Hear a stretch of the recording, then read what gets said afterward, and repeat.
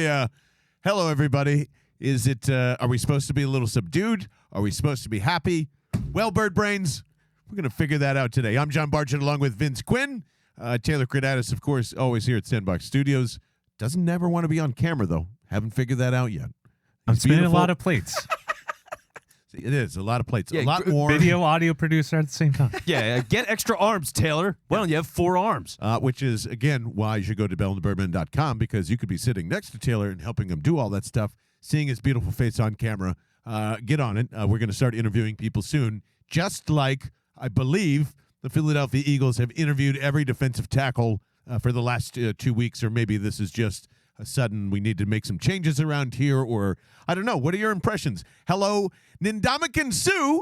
Didn't see that one coming. And then Linval Joseph. Yeah, I guess it was kind of like they need to help. They do need help with the run defense. Maybe it is kind of a narrative. Maybe it's not. It's been very hot over the last 3 or 4 days here, Vince Quinn. What do you make of all this? Yeah, this was the only choice you had. It was, all right, whatever the best veteran guys we can get to stop the run, we got to go in on all these guys. And part of it is, I wonder if part of this is, like, you have to keep throwing at all of these different defensive tackles because this is how you navigate the existence of Jonathan Gannon. Like, if the scheme just is what it is and he won't change, and it's all these guys need to do it in light boxes and make it happen, then you just keep throwing shit at the wall and hope Gannon plays these guys. Like, what is the connection between Howie Roseman and Jonathan Gannon, right? I mean, they bring in Robert Quinn, and I know he hasn't really looked all that good, but he's only played how many fucking snaps? Yeah. You traded for a guy that had 18 sacks last year. He comes over to a new team. Like, give him some run. You're playing Fletcher Cox for 70 snaps. How do we work Robert Quinn into this equation? You know what I mean? Like, what are the things that are going on here with all the guys that get the snaps and the guys that don't? You got talent everywhere on the defensive line. Could they navigate these injuries of Jordan Davis and Marlon Tuipulotu? They damn well should be able to. You've got Milton Williams on this team still. You have Javon Hargrave on this team still. Yep. You have Josh Sweat. Like, you have all this veteran talent, established talent, Brandon Graham, all these guys across the line everywhere. So you could survive this if you wanted to, but they're just getting gashed in the run so much, and Gannon seems so dead set on doing it this way that you just have to get the biggest, baddest motherfuckers you can get. Isn't that the problem? Hasn't been that the problem? They're getting gashed. Your $14 million veteran defensive tackle is not doing his job, nor is he supposed to be playing 70 or 80 snaps, which, again, I'm not trying to excuse Jonathan Gannon last week. It was really bad, but this is we're coming back around to it again. This is the problem. It was last year. We talked about it coming into the season. We've talked about it this season. Fletcher Cox and Jonathan Gannon. Jordan Davis is so fucking good that he made us forget that they hate each other. That has not gone away. They don't suddenly are hugging and be like, this is a great defense now. That didn't happen. No. And when Fletcher Cox needs to do what Jonathan Gannon needs him to do, he can't. But then why is he getting 70 snaps in a game? Because there is no defensive tackle left. You just said it was Tuipulotu. You're down to that. Now you've lost Tuipulotu. And according to John McMullen, by the way, they were talking to Suh way before the Washington game. And shout out to them. We'll be on Birds 360 tomorrow morning, 8:20 if you're listening to this before Friday. But there's a problem. The problem is you just said this line is so talented, and it's not. It's been proven that it hasn't been. And all of everyone telling me that Jordan Davis didn't have that much effect, and even the analytics are saying, yeah, the defense isn't suddenly so much worse that now he's gone. And I'm saying, yes, it is if you're signing these two guys to replace the two guys that already went down, and the guy that's supposed to anchor this can't really do the thing anymore. Jordan Davis, freed up Fletcher Cox. This defense was playing better when Jordan Davis was a part of it. I don't know if it's why they're getting gashed in the run game. I think that's a collective effort of dumbass going on there and tiredness and whatever, or just not self-scouting enough. I don't really know if this is a Jonathan Gannon problem or not, because we were all waiting for a game to fucking crush this guy, and boy, did he give it to us. And now that he gave the clunker, we're back on Jonathan Gannon's ass. not Fletcher Cox's, not any other, not fucking TJ Edwards, by the way, playing flat-footed and non-instinctual, and Kaiser White, weird and not instinctual. It's secondary, left, and there's injuries along the way here too, but like, I don't get the killing season on Jonathan Gannon after one bad game when you are supposed to slap me in the face because of how good the defense has been. Has the defense carried this team for 9 weeks? I mean, yes or no? I wouldn't say anybody's carried anybody. They've both been mutually great. So are we calling the bet off? Is it a neutral non-slap? Oh, I'm still slapping you. I'm not giving that. Well, up. you tell me. But I'm take that away saying, from me. how do we think? Why was the defense immaculate, elite at some points with turnovers or whatever it is, and why is it now shit? Why is Jonathan Gannon like? Got to get rid of him. It's his problem here. Well, that's they not even what's happening generated here. turnovers the other night. I mean, that's the complicated part of all of this is, I mean, they had a sacked fumble, which led to the touchdown. Chauncey Gardner-Johnson picked off another ball. He leads the league in it. They had 3 turnovers. The net was -1. Like, they're still committing the turnovers all the time. They are still great at it, but part of that is the defensive line is great, especially when it comes to the pass rush, and the secondary is one of the best in the league. And again, it's the best I've ever seen in this town. It just is. So you've got all that talent. But for the run game side of all of this, part of it is these guys aren't like Fletcher Cox. For the way things are going now, he's never been a nose tackle, and that's why we talked a lot this offseason. Hey, the Jordan Davis, this is a different look. It's a different guy. It's a different style. They played that guy. What was it, Marvin Wilson 2 weeks ago? We were like, who the fuck is this guy? I mean, they're like, part of it feels like they're so desperate for the role. That's why Linval Joseph comes in. He can play the role, and I don't know if you're doing enough of the guys you've got as much as you're forcing everybody, and you're adjusting the defense to be more of Gannon's idea, but I think at some degree, you just go, look, we've got all these different defensive linemen, and a lot of them are 4-3 defensive linemen more than anything. We got to adjust to that and put 3 linebackers in the box. God, no. Why does that keep coming up this week? What the fuck is that? You want to run a 4-3? That's your idea? You mean the same defense you've run for 25 years? And why do they want to change it so badly? Because it's fucking a sting to have 3 linebackers out there in this day and age still. And I know the efficiency of running on second down is going up. I saw that trend too. I don't know what the fuck that means yet, but pretty sure it means quarterbacks still suck. I think this is all, we got it all wrong here. This is a Fletcher Cox problem, and that is why Suh is here, and that is why Joseph is here as well. It's not because of the young players. It's not because they don't trust Nakobe Dean. It's because it's epically stupid to go from what they're trying to do in this penny 5-1, 5-2, and then just go a full 4-3 and say, fuck the front altogether. You know what? All that stuff we planned in the offseason, we're just going to rearrange that because we just feel like Nakobe Dean hasn't gotten a chance, and that's really the problem with the defense. Are you fucking high? For rundowns in early situations? Never. I'd love to see what you won't even want to see what it looks like. No, because you might as well just say we're here to stop the run and with Nakobe Dean, who we have no idea can even play will. No idea. No idea. Exactly. I have no idea. So that must mean it's better than signing Ndamukong Suh and Joseph to fix the run game. It's what you're supposed to do because Fletcher Cox isn't doing his job. Well, play the other guys you have. Why isn't Milton Williams in the game more then? Why is Fletcher Cox the guy getting 70 snaps instead of Javon Hargrave or Milton Williams? He's the only guy that can still kill the quarterback, and same with Hargrave. But unless you want these guys to start two-gapping and holding people up at the line, you might as well just slap Jonathan Gannon in the face while you send Nakobe Dean out there too, because that's all you're doing is another linebacker to catch bodies. And that's all the linebackers did, by the way, against the Commanders in the run game. Catch bodies, because they're not getting held up by their defensive tackles who just want to go and attack and go fuck off and go do their thing, which is why there's already rumors circulating about Hargrave won't be here next year too. So this is a philosophical impasse that you're never going to get past. Good luck.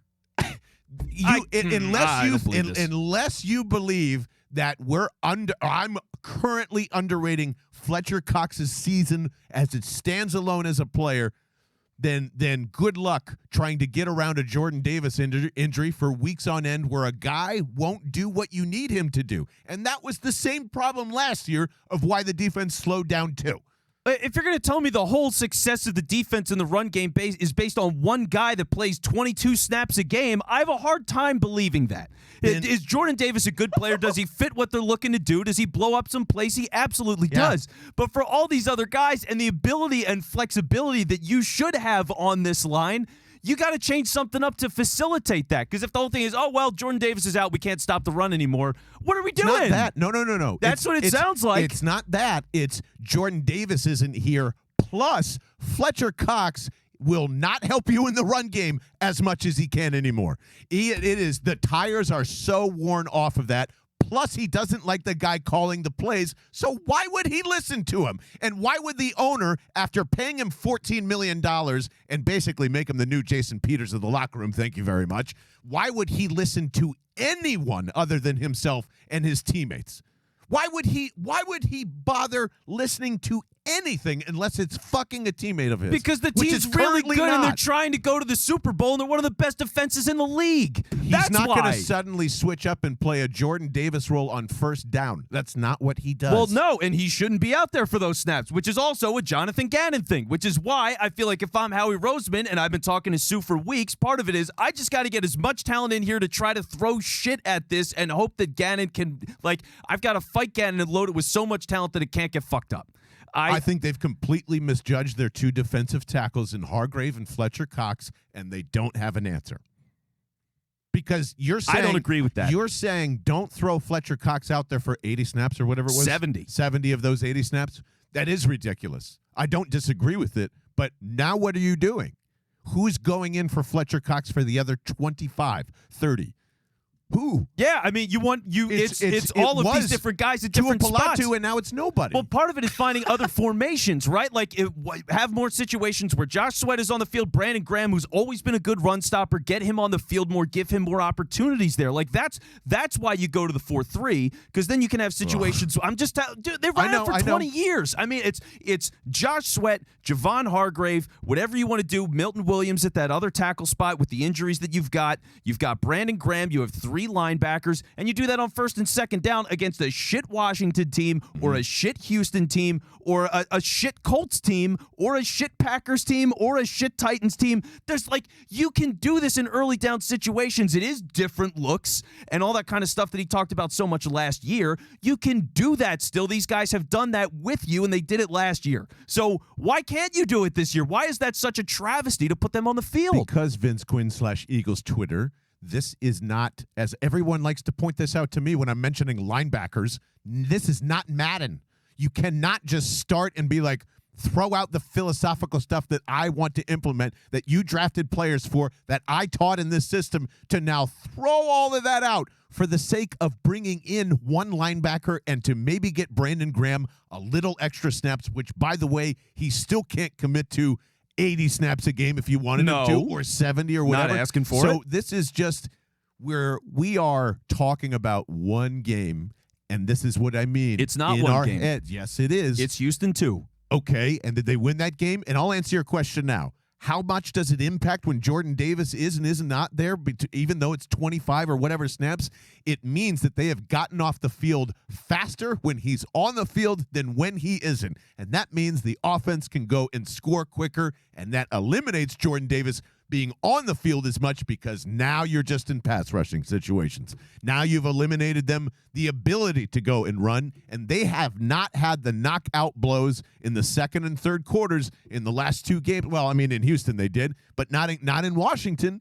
And they added to the turnovers on that. This is not a discussion if Brandon Graham holds up and they probably end up scoring and winning this game, or any other of the dumb shit that happened into it, including all the non-calls. And we haven't even mentioned Dallas Goedert being out, which is going to probably be more of an impact than any other stuff that's going in here. But that's where I'm coming at this. This has made what Jonathan Gannon does, which is what Jim Schwartz did too, make you one-dimensional first, then we're just going to come in and kill you, then I'll feel more comfortable about blitzing because my offense is scoring a shitload of points. This is not running through the defense. It never has. The fact that it's gone this far without this blimp on the radar is a fucking miracle. Honestly, like it's equally impressive and luck at the same time. Well, there's going to be talent. luck, and I think that's important to say for the whole situation that we've had here, right? I mean, this team's been 8-0. They've had some of the lowest turnovers in the history of the league in 8 weeks into the season. They've generated turnovers way more than anybody else in the league. There is some luck involved with that. Like, Trevor Lawrence could just not hold on to the ball in that Jacksonville game.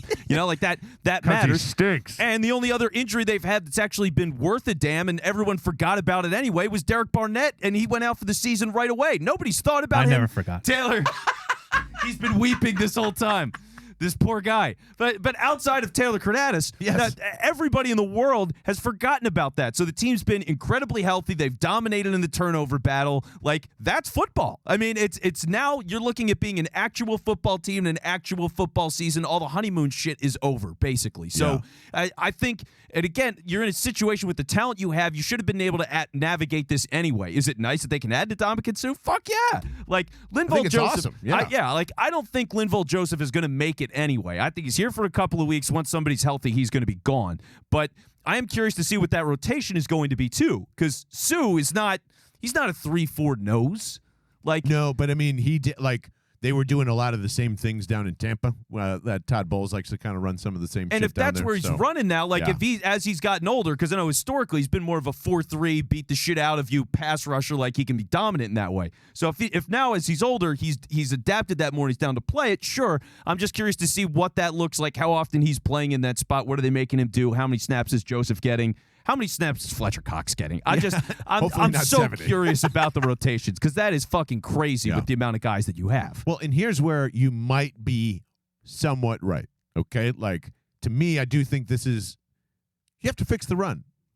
This is how you fix the run. Suh helps that too. I know that's not like his main skill set, but he's still got a little bit of juice. I would say a tiny bit more than Fletch, and he hasn't been playing all year. So well, and he's also good. 35, and Fletch is 31. Yeah. So I think going back to last season, and something that we did talk about last time and that was the Jeff McClain report before the season, was they were concerned about him staying in shape and preserving himself, the longevity of his career. And by the way, 215-509-5833, if I have this wrong, Bird Brains, wasn't there some stuff last year that they wanted to bring him here last year too? I remember that being a small blimp on the radar. Interesting. Because he wasn't didn't they have joint practices? Maybe that was this offseason. I have no idea. I don't think they had a joint they didn't have a Not joint with practice Tampa. with Tampa, no. But he wasn't in Tampa anyway. I just remember they've been on their radar for a while. That might have been 2 years ago. I just remember that coming up. But this to me says, well, one, Taylor Kredatus is going to get his wish back because he's going to take the new Derek Barnett role in terms of stupidity. Like, that never leaves Suh. So he'll be the it's always him guy now. That's true. Two, I don't know. Like, this is, if you're going to throw Nakobe Dean out here, this is where the two guys I would do it with. If you want to get more looks like that, these are the two guys I would bring in to shore that up. If it's just like, hey, we're going to have to do this for a couple of weeks, then we can go back to whatever you want to do when Jordan Davis is here. See, I don't think it's bad to have it as part of the option of what you can do. It's not like I don't want to throw out the playbook and, like, they're moving towards a 3-4 team. That's where they're going to be. I totally get it. But also, I mean, you do have Josh Sweat on the roster. He is an in-the-dirt 4-3 D end. Like, that's who he's been. He just signed a big deal, a year ago? I mean, let's look into trading him. Like, if you have the guys, they've played it, you've done it with them, and they know all that stuff, you would figure they did some of that getting ready for the season. I'm surprised we've seen literally none of it. Like, I would rather get more snaps where I've got 4 down linemen, one of them's Brandon Graham, rather than Patrick Johnson. You know what I mean? In a 3-4. So, like, those are the kinds of things that I look at and go, okay, I would like to make that switch. The other thing is I'm curious about, I mean, for the idea of signing Suh, I just wonder whose idea it is. Linval Joseph makes a lot of sense as a Gannon guy. I mean, nose tackle, whatever, he did it forever. Yep. But, like, did he want Suh? Does Gannon want Suh? Is it just like, oh, okay, I guess I'll take him? I wonder what goes into that. I mean, considering timing, market, what's available, why wouldn't you want him in here? That's a no-brainer for me. I would figure, but I don't know. I just wonder if that was Howie's idea or if Gannon was pushing, like, I need another guy. Because if you signed Linval Joseph on itself, you should be able to get by like that anyway. Yes. Maybe part of it's just we're ring chasing and fuck it, we can do it, so we'll do it. But I don't know. I don't know if it's a Howie move or a Gannon move to get Ndamukong Suh. Probably more of a Howie suggestion, grab, whatever, because I just remember that. But either way, I would assume Jonathan Gannon is totally okay with Suh being in his lineup because of the reasons that we said. Like, he could play in a 3-4, you can play in a 4-3, you could do all the other stuff that they want. You can line him up, and he's still got juice in the pass rush, which is what they need there right now. 6 sacks last year. Yeah, and in whatever he played, 17 games, 16 games. Yeah. So, I just am curious if they think this is an indictment of where Jordan Davis is going to be where he comes back, or more of what I'm thinking. I think this is all on Fletcher Cox. A little bit on Hargrave, but mainly all Fletcher Cox. And it's the reaction to that, plus you've lost 2 guys.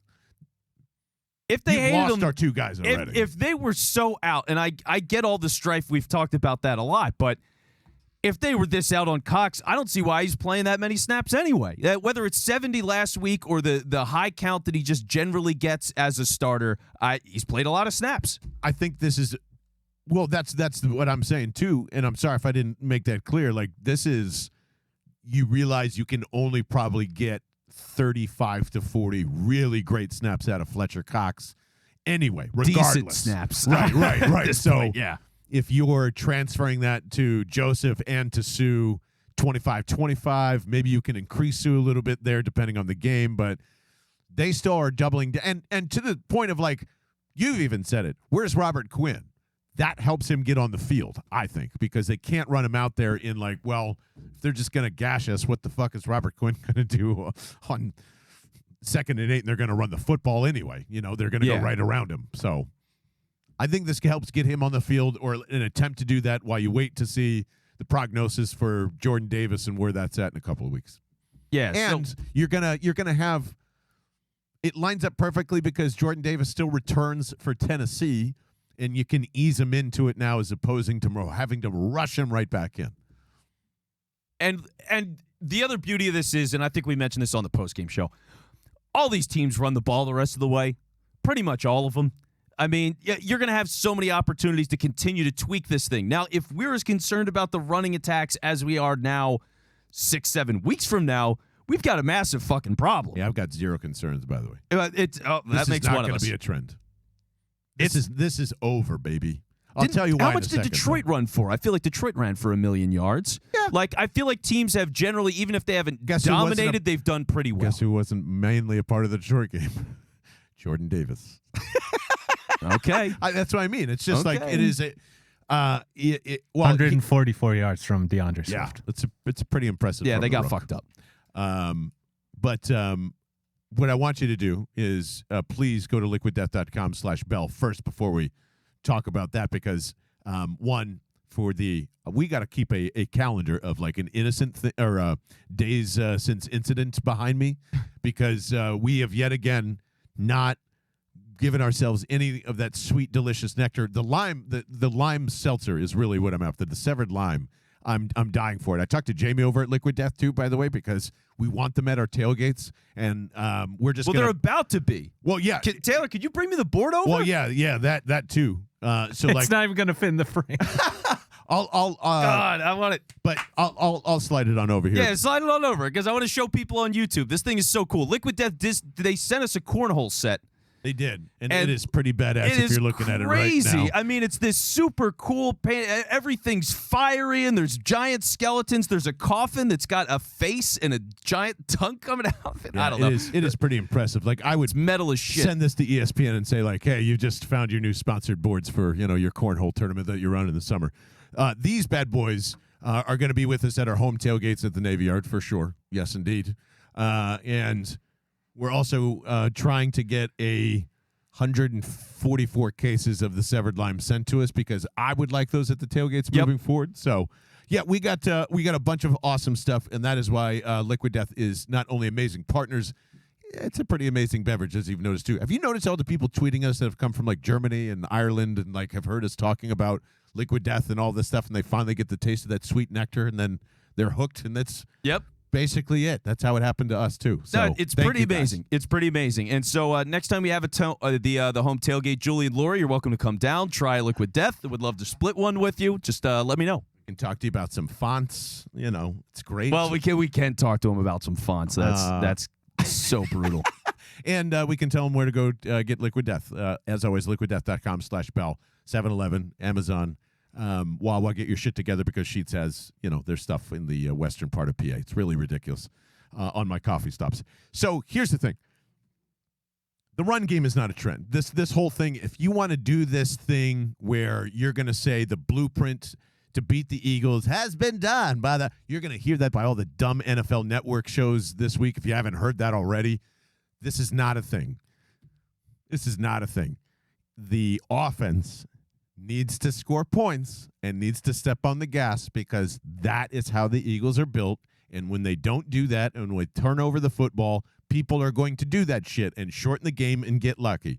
Also during that game, if you are a fan of information, which I am, Ben Baldwin tweeted out specifically right at halftime, hey, what Washington is doing right now is not sustainable at all.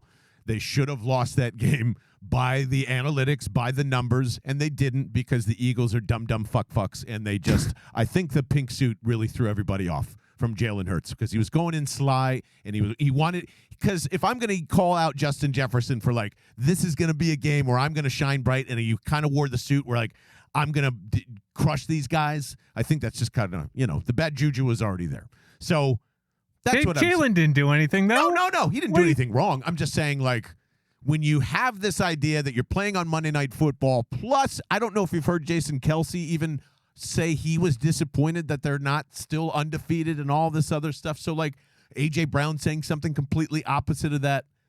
People didn't like the undefeated thing. I don't know. But all I'm saying is this offense has to score. This defense has to have their ears pinned back and kill people and turn over the football because that's what this defense does. That's it. That is it. And as long as they have a stop next time, they're going to thrash the Indianapolis Colts, and I invite them to run the fucking football all day. Please, God, I beg you to run the football against this team. That's why. It's not going to happen. When it comes to all the blueprint stuff, I mean, yes. And Taylor, I think you had a tweet about this the other day. It's like every shitty team, this is the blueprint against good teams. You have to slow the game, or you have to speed the game up, essentially. You've just got to run out as much clock as you can, as quickly as you can, shorten the game. And the loser's mentality. And you got to play a clean sheet. I mean, yeah, lower talent teams have to run the ball and milk as much clock as they can. That's the only way that they can win or outperform a high talent team. Yeah, it's you just got to limit the chances to give up touchdowns. So for Washington, I mean, yeah, they did that, but the Eagles had 3 turnovers. They were horrific, and they were all bizarre. Yeah. I mean, it's just you can't replicate that. You need one of those not to happen, and they win. Yeah, and if we're complaining about the Houston game, okay, they won. That's the point. Well, they won, but they're doing that against the really shitty teams. I mean, for example, right now, I would say Tennessee is a higher tier than Washington. Way higher. For sure. And because of both sides of the football, too. And I would say, especially when you look at the dynamic talent, which, again, Washington does not have, Green Bay is a better team than Washington. Absolutely. But they're not going to run the football. By how much? Not a little bit. Not that much. A little bit. I mean, now that Christian Watson has found his groove, probably a lot better. They're hitting him enough on the deep ball. Yeah. But yeah, so that's where it really can get you, because now can the more middling teams, can they beat the Eagles if they play a solid game and 1 or 2 deep shots? That's the door that it opens up. The Eagles should win those games. They can't. Tennessee they should, because that's a unique running back and a unique offense. So, yeah, of course you could lose to Derrick Henry. Everybody does.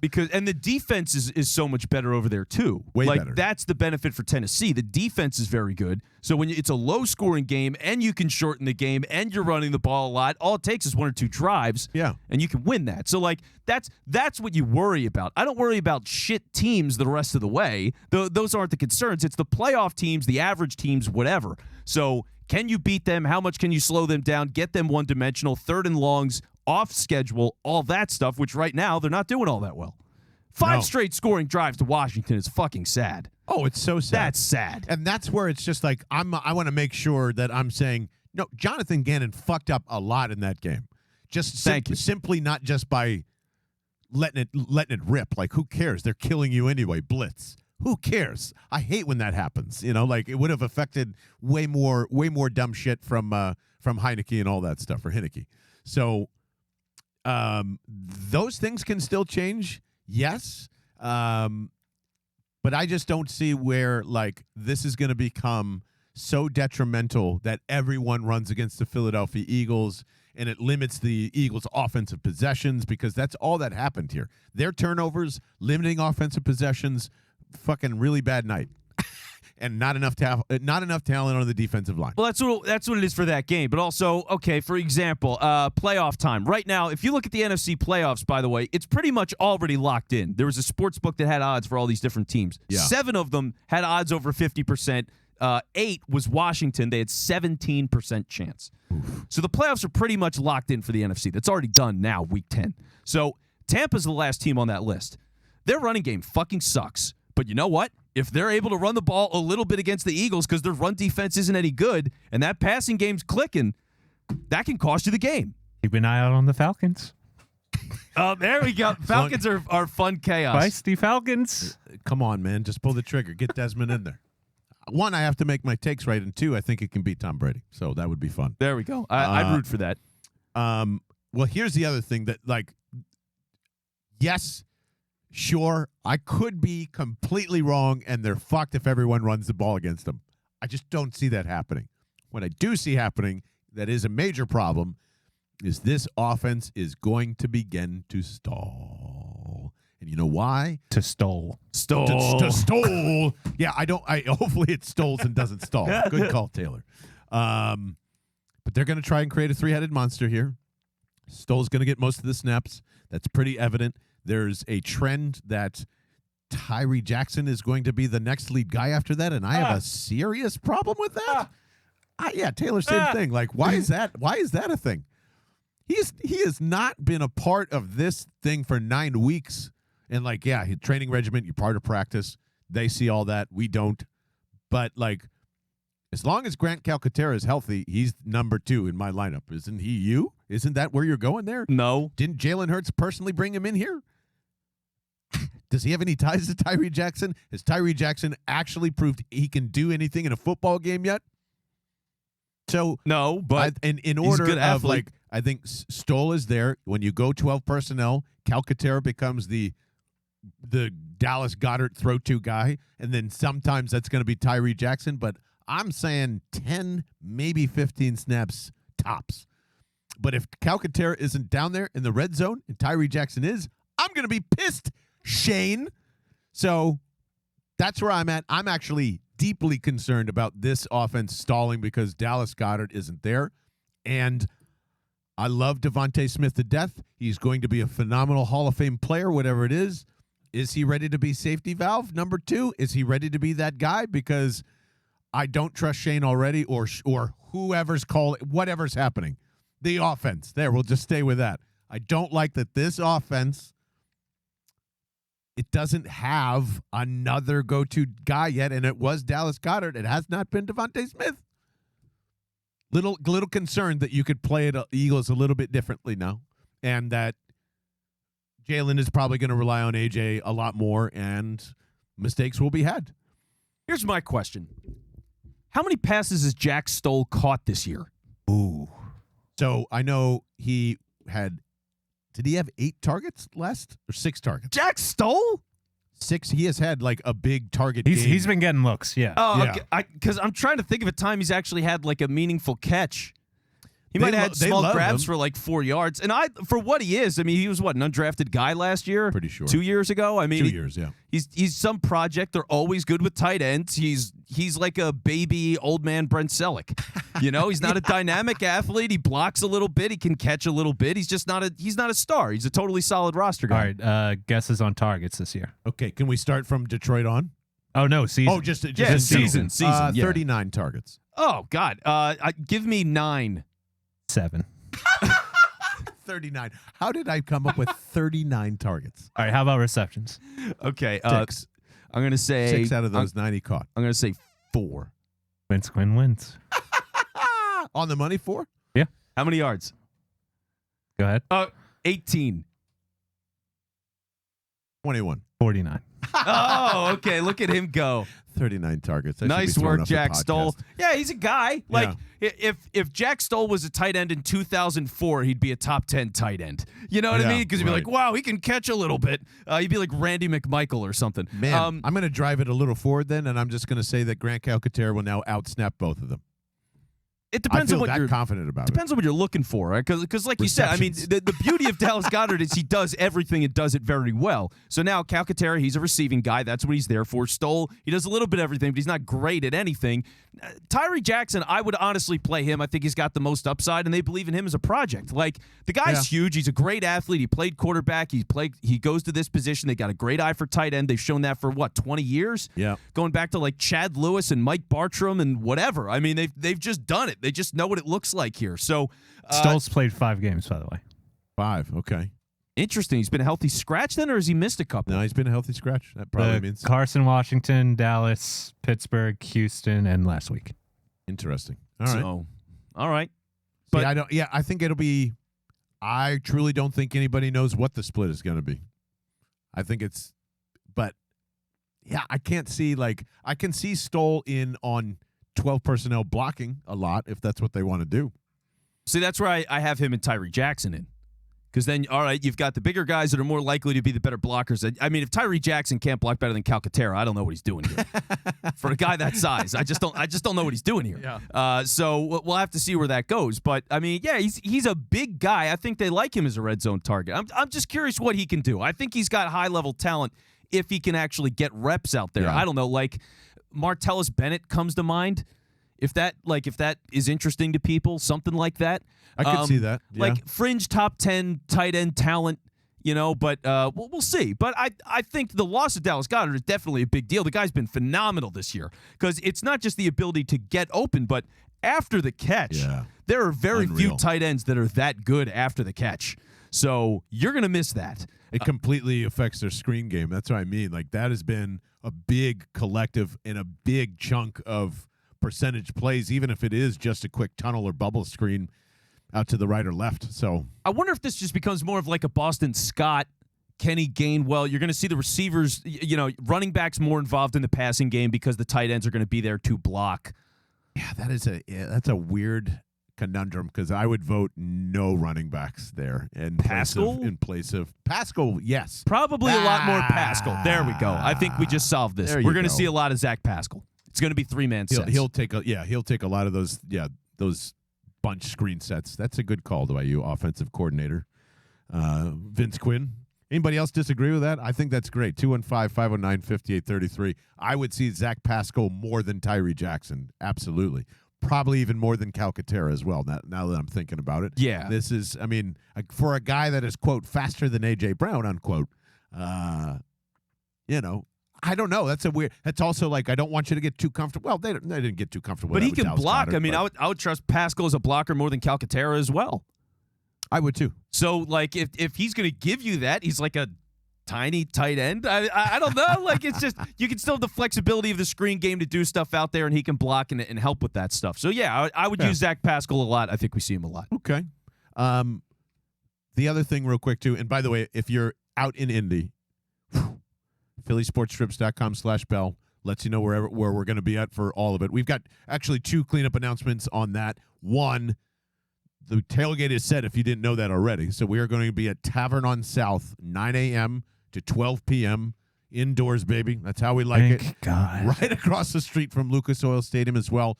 CBS is going to be hanging out, I believe, from Indy because there's all these, crazy Eagles fans out there. Shout out to Alexa Ross as well, who might be joining us. So that'll be fun. So do that. We're literally packing after we're recording this and out of Newark.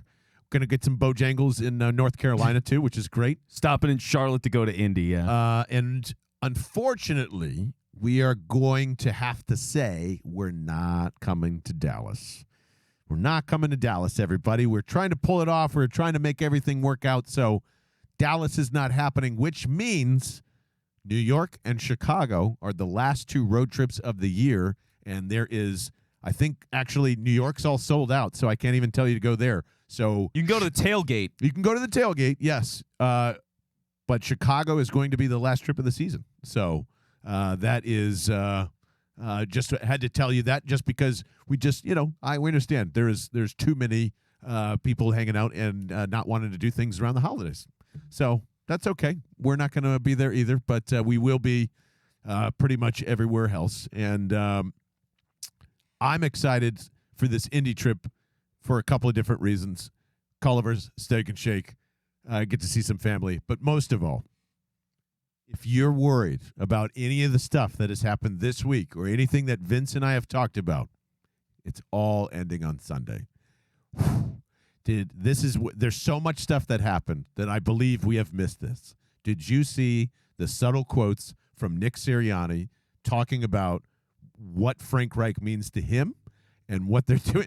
No. It was the most PR fuck you I'm like, he's holding it in. He is holding it in. He sounds like he is so pissed of how they handled the firing of Frank and the fact that Jeff Saturday is here to take this job. And he knew probably a lot of people in that locker room. Him and Shane have been getting credit for a lot of the stuff that's happened around there to create that environment, all the stuff that's been handled. He knows how Jim Irsay operates. And said Frank is one of the best head of coaches of all time, like laid it on thick, and said something like along the lines of, I know how they went down that week, and I'm just going to leave it at that. He is going to kick the absolute shit out of the Colts. He is going to destroy this team, guys. I've never felt so confident walking into a game, getting all the scaredy woohoos of one loss, and, they're going to run the ball against us and looking like Big Jonathan Taylor. They're going to destroy this team. Whatever the over is, put it on. Whatever the point spread is, put it on the Eagles. I can't wait. It is set up beautifully. Everyone's talking about the Vikings. They beat Buffalo. Eagles lose. The Colts win. 45. Whatever it is, 37. They're going to make this shit hurt no matter if it looks sloppy for 3 quarters. Man, Nick Sirianni wants to kill this team. And this is what I think is going to be a hat tip to Frank. And they're not a very good team. Yeah. They're not a very good team. They just beat the Raiders, who fucking suck. And Derek Carr was basically crying at the podium because they keep losing all of these games, and he has no idea how it's this bad. Oh, and there's reports that they want to fire Josh McDaniels, but they can't because they don't have the money to hire a whole other coaching staff again because Gruden got fired, and they signed him to a 10-year contract, and that was probably a bad idea. So, all these things pile up. So the Raiders fucking blow. That's who the Colts beat. It is not inspiring. It is not great. They are not good. The matchups do not work all that well in their favor outside of the running game, and Taylor hasn't been all that great this year anyway. He's been fine, but it's not like, oh my God, MVP of the league? Jonathan Taylor, 2,000 yards in a season, maybe? Jonathan Taylor? No, get the fuck out of here. That is not who they are. They beat a shit team, and that's it. Like, the Eagles are so much better. They're favored by 7 on the road. Okay? And it was at 10, so it came down about 3 points. Team total is 26.5. 26.5? That's it? Yes. Yeah. I mean, it's a good sweet spot. That is, man, they're going to kill this team. And if Suh is here to rough him up a little bit, maybe Sirianni said, give him to me. I need him. Maybe it was him that says, like, I want to make it hurt. I'm not losing to this team, especially now. It's just everyone is freaking out because they want you to. And just remember that this team is 8-1, about to kick the shit out of the Colts. And then we'll be right back here celebrating like, okay, let's take care of the Giants, take care of Tennessee, and we're talking about a first-round bye because wouldn't it be – this is what's going to happen too. The Cowboys are going to beat the Vikings. And then we're right back to it. Yeah. Well, then it's going to be all the Dallas love, and everybody's going to really love that. Everyone's going to be very excited for the Dallas Love Fest. Yes, very much so. I don't know. Any other thoughts in coming into Indianapolis here, buddy? No, I think they're going to run away with this game. Everything's going to go back to normal. We're going to get over a weird week, and everybody's going to be fine. There's just 3 things that I want to say. One, we gave out pizza on the live stream last week. So if you missed the live stream last time, it was on YouTube. We do it on YouTube for all the home games. So YouTube, Bell and the Birdmen, subscribe to the show. Shout out to Michael and Alvin for winning pizza on the live stream. And so there out. we go. We will be sending out that pizza. We also have a lot of other things we need to send out. This is in part why we're hiring an associate producer, because we're just totally fucking hand-tied and we can't get to it. So we have not forgotten about you. I know we owe you shit, everybody out there. We will get it to you. Yeah, sauces are all on their way. Yes. Shirts and stuff. Yeah, they're.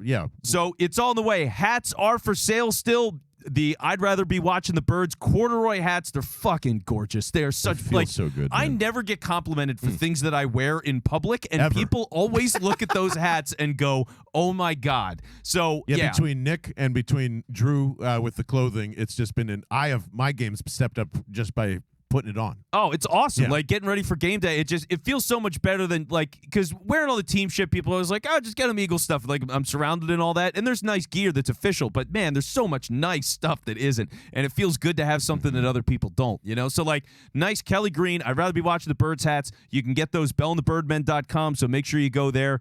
And that's all I got. We will see you Sunday in at Lucas Oil Stadium. Oh, plus bonus.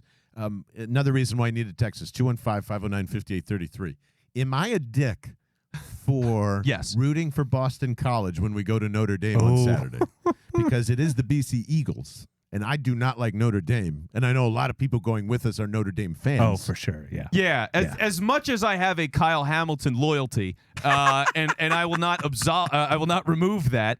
I'd root for Boston College. Yeah, so why not? This isn't a super Notre Dame-esque team, if that makes sense. It is this not. year, but they are ranked 14th, and to be they've been on a run. If the Eagles can beat Notre Dame, I think I'm just going to do the Eagles song every time that they score and just see how many people look back at us. Is that doable? Yeah, that sounds good to me. Right. I'm so in for that. I'll pack red. So if you see a fight in the stands on NBC, you'll know why.